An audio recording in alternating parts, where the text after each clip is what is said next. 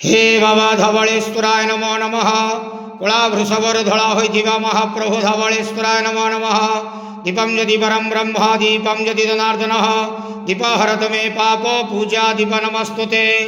बाबा धवळेश्वर महाप्रभु संसार सुखी रखंतो। आज पवित्र माघ मासर शुभ सोमवार रे समस्त श्रद्धालु भक्त मानक श्रीपद करंतु।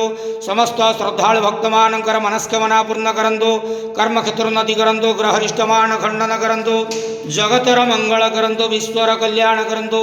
आपणकर नाम विख्यात करंतु। सेवकर डाक श्रवण करंतु। समस्त गुआवसा भक्त मानकर मनस्कामना पूर्ण करंतु। हे बाबा धवळेश्वराय नमो नमः। संसार सुखी रखंत आनंद केवार हरि बोलो।